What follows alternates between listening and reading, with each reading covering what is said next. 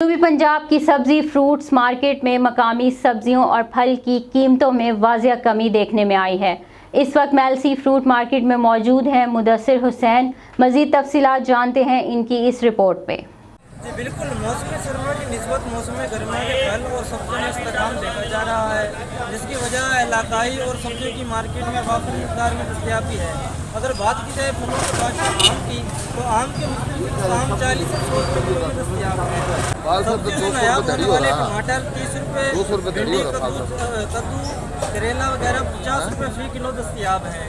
اس وقت میں سبزی منڈی میں موجود ہوں، شہریوں سے جانتے ہیں ان کی اس بارے کیا رائے ہے۔ ٹماٹر 8 سے 10 روپے کلو بک رہے ہیں، بھنڈی جو ہے نا 15 سے 20 روپے کلو بک رہی ہے، اور کریلے 15 سے 20 روپے کلو بک رہے ہیں۔ سب سبزیاں بہت ہی سستی ہیں، کدو 8 سے 10 روپے کلو بک رہے ہیں۔ سبزیاں بہت سستی ہیں، ٹماٹر 10 روپے کلو بک رہا ہے، 15-20 روپے کلو بھنڈی بک رہی ہے، 10 روپے کا 5 کلو کدو بک رہا ہے، اور بہت ہی کم ریٹ کی یعنی کہ سبزیاں وافر مقدار میں ہیں۔ ٹماٹر 10 روپے کلو، بھنڈی 20 روپے کلو، کدو 10 روپے کلو۔